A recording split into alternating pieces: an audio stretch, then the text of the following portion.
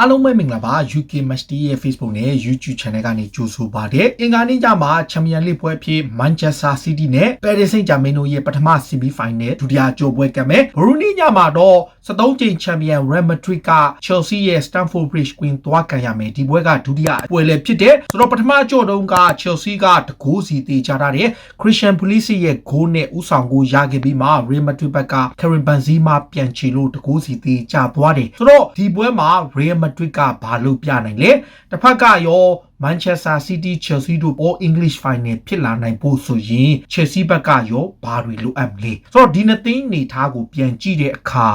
ဒဏ်ရာရစီးနေကစားမအင်အားနဲ့လက်ရှိအတွေ့အကြုံရလက်ဖုန်းတွေကိုတွက်ကြည့်တဲ့အခါပေါ့ဒါ Real Madrid အနေနဲ့ဒါနောက်ဆုံးကန်ထားတဲ့ပြိုင်ပွဲဆို6ပွဲမှာ2ပွဲပဲနိုင်ထားတယ်4ပွဲတည်ကြထားတယ် Chelsea ကတော့အဲ့6ပွဲမှာ3ပွဲနိုင်2ပွဲတည်1ပွဲရှုံးဆိုတော့ Chelsea ဘက်ကကြည့်တဲ့အခါမှာလေအတိုင်းအတာတစ်ခုတည်းရလက်ကတော့ကောင်းပေမဲ့သူတို့လေဒါတည်ပွဲတွေနိုင်ပွဲတွေရောထားတယ်ဆိုတော့အရန်ကြီးကွာခြားမှုမရှိဘူးဒါ Real နဲ့ Chelsea ဟာ Champions League သမိုင်းမှာပထမဆုံးချိန်ဖြစ်ပထမအကြိုကတွေ့ထားခဲ့တာတကိုးစီတေချထားတယ်ဒုတိယအကြော့မှာဒါပြန်ကန်ရမယ်ဒါ Chelsea အနေနဲ့ဒါ Champions League ပြိုင်ပွဲကို2012မှာပိုဆွဲခဲ့ဘူးတဲ့သူတို့အနေနဲ့ Semi Final အဆင့်ကို8ကြိမ်တက်ထားခဲ့ပြီးတော့ Real ကဘိုးဆွဲတာကြီးပဲ73ကြိမ်ဘိုးဆွဲထားတယ်အတွေ့အကြုံရ Real Madrid အများကြီးတာတယ်ဆိုတော့ဒီနှစ်သင်းကြားမှာဘာဒီကွာဟမှုရှိလာနေလဲဘယ်သင်းကရောအခြေအနေကောင်းသွားနိုင်မလဲနံပါတ်1အနေနဲ့ Premier League က Chelsea ကိုကြည့်တဲ့အခါမှာ Champions League ဝင်ခွင့်အတွက် Premier League မှာဂျာလက်တွေစတိုက်ကောင်းနေတယ်အထူးသဖြင့် London Derby နှစ်ပွဲအဖြစ် West Ham ကိုရော Fulham ကိုရောသူတို့နိုင်ထားတယ်ဒီပွဲမှာ Chelsea ဘက်မှာဒဏ်ရာရကစားမှာတော်တော်လေးကိုမရှိသလောက်ဖြစ်တယ်ဟိုတနေ့က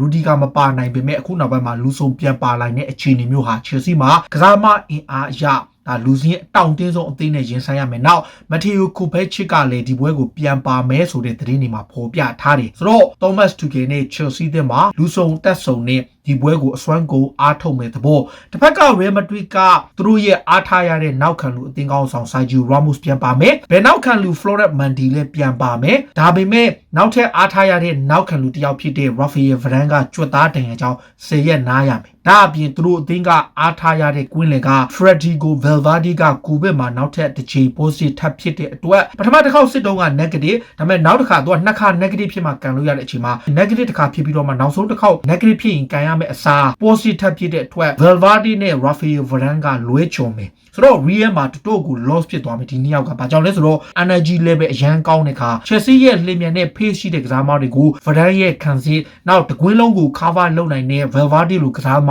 မျိုး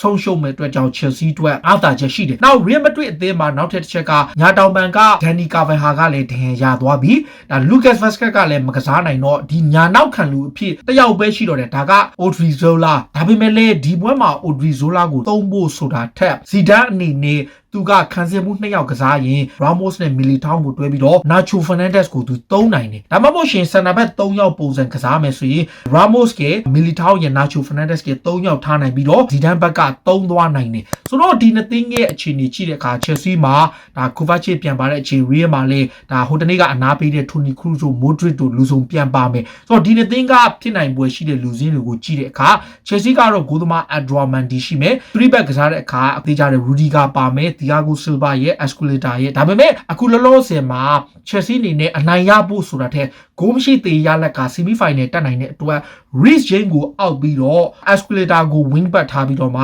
Christensen သုံးနိုင်တယ်ဆိုတော့ဒါကိုကြည့်ချင်းအပြင် Rudiger ရဲ့ Thiago Silva ရဲ့ Christensen ရဲ့တောင်မှန်မှာချေးဝဲနဲ့ညာဘက်ချမ်းက Escaleta ကစားနိုင်တဲ့ဒါ Chelsea ရဲ့ 5 back ဖြစ်သွားတယ်ပြီးတော့မှကွင်းလယ်မှာတော့ Jorginho နဲ့ Kanté ပဲသုံးပြီးတော့ Kovacic ကတော့ဒဏ်ရာကပြန်လာတဲ့အတွက်ကြောင့်အရန်ဖြစ်ပဲသွားနိုင်တယ်တိုက်စစ်အားပါတဲ့သူ3ယောက်ကိုကြည့်တဲ့အခါမှာအထောင်တိုက်စစ်မှုဖြစ်သူ Timo Werner ရဲ့ Kai Havertz နဲ့ Mason Mount ကိုသုံးနိုင်သူဟိုတနေ့က Christian Pulisic ကိုသုံးခဲ့တော့တေးကြတာတော့ Pulisic ကိုသုံးအောင်သုံးနိုင်တော့ Pulisic နဲ့ Mount နဲ့နောက်တစ်ယောက်က Timo Werner လား Kai Havertz လားတစ်ယောက်သုံးနိုင်တယ်လက်ရှိနေထားရ Fulham ကိုနိုင်တဲ့ပွဲမှာ2ဂိုးရထားတဲ့အတွက်တေးကြတာတော့ Havertz ကိုသုံးနိုင်ပေမဲ့ Real Madrid ရဲ့ခံစစ်က Varane မပါတဲ့အချက်ကြောင့် Havertz ထက်စာရင် Timo Werner ကိုပိုသုံးပြီးတော့ Real Madrid defender တွေရဲ့ behind ပေါ့ behind ကလည်းသူကိုပြေးကားနိုင်မဲ့ဗျူဟာသုံးနိုင်တယ်ဒါ Chelsea ဘက်ကလူစင်းပေါ့ Real ဘက်ကလည်းခံစစ်က3ယောက်ပုံစံကစားမယ်ဆိုရင် Nacho ရဲ့ Ramos ရဲ့ Militao ရဲ့ကစားနိုင်တယ်ပြီးတော့မှ wing back အနေနဲ့ Mendy ရှိမယ်ညာဘက်ချက်မှာတော့ Marco Asensio ကိုထားကစားမှာလား Rodrigo ကစားမှာလား Vinicius Junior ကတော့တိုက်စစ်ကိုပိုအားတန်စေ စီတယ်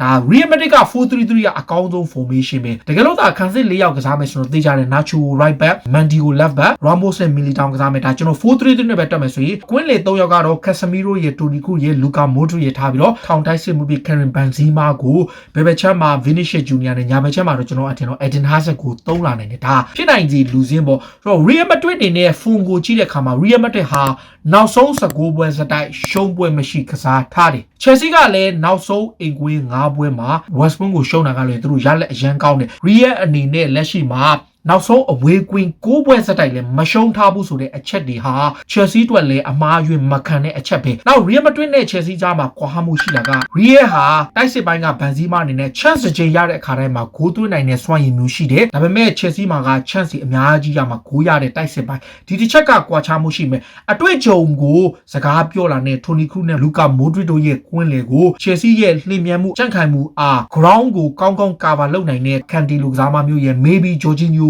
အပြင် Kovacic ပါလာရှင်ဒီကစားမတွေရဲ့ ground မှာ cover လုပ်အားဟာ Real Madrid ကိုအများကြီးတားတယ်ဆိုတော့အတွေ့အကြုံနဲ့ဒါ power အားပြိုင်မဲ့ပွဲဖြစ်သွားနိုင်တယ်တစ်ဖက်မှာလည်းပထမကြော်တုန်းက N'Golo Kanté လုတ်ပြတဲ့ခြေစွမ်းမျိုးကို Chelsea ဘက်ကနောက်ထပ်တစ်ချိန်လိုအပ်တယ် Kanté ဥဆောင်တဲ့ကွင်းလေဟာ Real Madrid ကွင်းလေလုံးဝလှုပ်ခွင့်မရအထူးသဖြင့် Modric ရော Toni Kroos ရောသူတို့ဖန်တီးမှုမရအောင်ကောင်းကောင်း pressure ပေးထားနိုင်ဖို့လိုတယ်ပွဲကတော့အမှန်တိုင်းပြောရင်တကယ်ခက်ခဲတယ်ခုချိန်ဒီ90-50ပဲအဝေးကိုရထားလို့ Chelsea အနေနဲ့တာပြီးလို့ပြောလို့မရသေးဘူး Real Madrid ကအိမ်ကွင်းအဝေးကွင်းဂိုးသွင်းနိုင်တဲ့အသင်းမျိုးဖြစ်တယ်ဒါပေမဲ့လည်း Thomas Tuchel ဘက်ကယုံကြည်စရာအချက်က